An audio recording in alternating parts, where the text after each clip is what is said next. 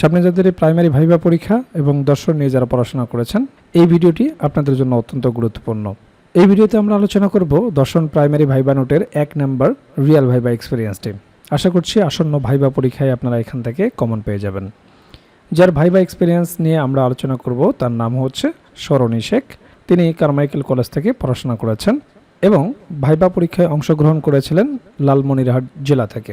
কাজেই লালমনিরহাট জেলা থেকে যারা ভাইবা পরীক্ষায় অংশগ্রহণ করবেন তাদের জন্য খুবই গুরুত্বপূর্ণ। সেই সাথে দেশের অন্যান্য জেলা থেকে যারা ভাইবা পরীক্ষায় অংশগ্রহণ করবেন এবং দর্শন নিয়ে যারা পড়াশোনা করেছেন তাদের জন্য ভিডিওটি খুবই গুরুত্বপূর্ণ। তো যেমন ছিল তার ভাইবা এক্সপিরিয়েন্স, প্রথমে অনুমতি নিয়ে ভিতরে প্রবেশ করে সবাইকে সালাম দিলাম। স্যারেরা বসার অনুমতি দিলে ধন্যবাদ জানিয়ে বসে পড়লাম। ওনারা কাগজপত্র দেখছিলেন আর আমাকে স্বাক্ষর করতে বললেন। তারপর প্রশ্ন করা শুরু হলো। সব প্রশ্ন ডিসি স্যার করেছিলেন। ডিসি স্যার প্রথমে জিজ্ঞেস করলেন, আপনি কোথায় থেকে এসেছেন? আমি বললাম সানিয়াজান হাতিবান্ধা। স্যার জিজ্ঞেস করলেন, আপনাদের এই সানিয়াজান নামটা আমার অনেক পছন্দের, সানিয়াজান নামটা কেন রাখা হয়েছে? তাই আমি বললাম, স্যার সানিয়াজান নদীর নামানুসারে নাম রাখা হয়েছে। এরপর স্যার বললেন, কোন কলেজ থেকে পড়াশোনা করেছেন, কোন সাবজেক্টে? তো আমি বললাম। এরপর স্যার বললেন, আধুনিক দর্শনের জনককে? বললাম, রেনে ডেকার্ট। এরপর স্যার জিজ্ঞেস করলেন, কয়েকজন বাঙালি দার্শনিকের নাম বলতে পারবেন? তো বললাম, জি স্যার, ডক্টর গোবিন্দচন্দ্র দেব, আরজ-আলী মাতব্বর, ডক্টর আমিনুল ইসলাম, অতীশ দীপঙ্কর। এই প্রশ্নগুলো আপনাদের জন্য খুবই গুরুত্বপূর্ণ। দর্শন থেকে যারা ভাইবা পরীক্ষা দেবেন বিষয়ভিত্তিক এই প্রশ্নগুলো কিন্তু আপনাদেরকেও জিজ্ঞেস করবে। এরপর স্যার জিজ্ঞেস করলেন, অস্তিত্ববাদের জনককে? বললাম, ডেনমার্কের দার্শনিক সোরেন কিয়েরকেগার্ড। স্যার জিজ্ঞেস করলেন, কার্যকরণ তত্ত্ব কি? আমার মতো করে উত্তর দিয়েছিলাম। এরপর স্যার জিজ্ঞেস করলেন, স্বাধীনতার ঘোষণা দেন কে? তো দেখুন, বর্তমানে এই প্রশ্নের উত্তরটি আপনাকে বুঝে শুনে দিতে হবে, কারণ আপনারা জানেন যে রাজনৈতিক প্রেক্ষাপট পরিবর্তন হয়েছে। আর রাজনৈতিক প্রেক্ষাপট পরিবর্তন হলে আমাদের ইতিহাসেরও অনেক কিছুর পরিবর্তন ঘটে। তো সেইভাবেই এখানে আপনাকে উত্তর দিতে হবে। এরপর ডিসি স্যার বললেন, বঙ্গবন্ধুর জন্ম তারিখ ও জন্মস্থান কোথায় বলেন? বললাম, 1920 সালের 17 মার্চ গোপালগঞ্জের টুঙ্গিপাড়ায়। এরপর বললেন, ওনার বাবার নাম কি? বললাম, শেখ লুৎফর রহমান। তারপর বললেন, ওনার মায়ের নাম কি? বললাম, সাহেরা খাতুন। এরপর স্যার বলেন, বঙ্গবন্ধুর কয়েকটা গ্রন্থের নাম বলেন। বললাম, অসমাপ্ত আত্মজীবনী, কারাগারের রোজনামচা, আমার দেখানো আইচিন। তো বুঝতেই পারছেন এখানেও যে প্রশ্নগুলো তাকে জিজ্ঞেস করা হয়েছে বঙ্গবন্ধু রিলেটেড। এখন বর্তমান বাংলাদেশের রাজনৈতিক প্রেক্ষাপটে কিছু প্রশ্ন অ্যাভয়েড করলেও চলবে, কারণ এ ধরনের প্রশ্ন হয়তো বা এখন আর জিজ্ঞেস করবে না। এটা আপনারা ভালো করেই জানেন যে রাজনৈতিক প্রেক্ষাপট পরিবর্তন হলে কোন প্রশ্নগুলো তাদের গ্রহণযোগ্যতা হারিয়ে ফেলে এবং কোন প্রশ্নগুলো পড়তে হয়, এগুলো আপনারা খুব ভালো করেই জানেন।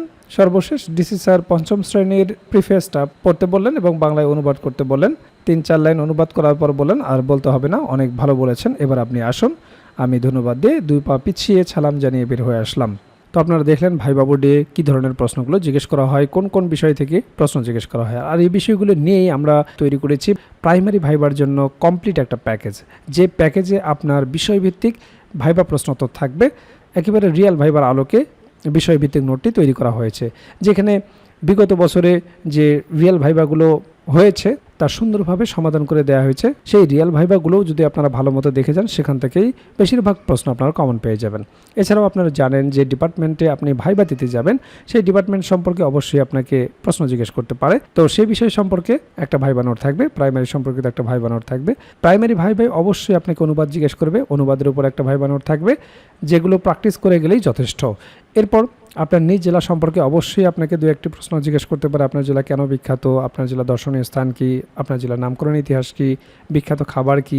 ভাষা ও সংস্কৃতি সম্পর্কে জিজ্ঞেস করতে পারে। মুক্তিযুদ্ধে কী অবদান রেখেছিল? নানাবিধ গুরুত্বপূর্ণ প্রশ্ন থেকে আপনাকে 2-4টি প্রশ্ন জিজ্ঞেস করতে পারে। তো সে সম্পর্কিত আপনার জেলার ওপর সুন্দর একটা সাজানো গোছানো নোট থাকবে। এছাড়াও 1947 থেকে শুরু করে বর্তমান সমসাময়িক পর্যন্ত গুরুত্বপূর্ণ বিষয়ের উপর যে সমস্ত প্রশ্নগুলো আপনাকে জিজ্ঞেস করতে পারে, সেই বিষয়গুলো নিয়ে সুন্দরভাবে সাজানো গোছানো একটা সাধারণ জ্ঞান ভাইবা নোট থাকবে। এছাড়াও আপনারা জানেন যে প্রাইমারি ভাইবা বোর্ডে বাংলা ব্যাকরণ এবং সাহিত্য অংশ থেকে বেসিক কিছু প্রশ্ন জিজ্ঞেস করে থাকে, সে বিষয়ে একটি ভাইবা নোট থাকবে। এছাড়াও গণিতের একটি বেসিক ভাইবা নোট থাকবে। আপনারা জানেন যে পাটিগণিত, বীজগণিত এবং জ্যামিতি অংশ থেকে কিছু বেসিক প্রশ্ন জিজ্ঞেস করা হয়। যেহেতু আপনি প্রাইমারির শিক্ষকতা করবেন, একেবারে বেসিক জিনিসগুলো যদি আপনি না বলতে পারেন তাহলে চাকরি পাওয়াটা আপনার জন্য দুষ্কর হয়ে যাবে। কাজেই ভাইবা পরীক্ষায় আপনি যত ভালো করবেন আপনার চাকরি পাওয়ার সম্ভাবনা তত বেড়ে যাবে। কাজেই যারা প্রাইমারি ভাইবার জন্য গুছিয়ে কার্যকর একটা প্রস্তুতি নিতে চান, আমাদের ভাইবা প্যাকেজটি দ্রুত সংগ্রহ করুন। ইতিমধ্যে অনেক প্রার্থী আমাদের কাছ থেকে ভাইবা প্রার্থী সংগ্রহ করেছেন, তারা প্রস্তুতি শুরু করে দিয়েছেন।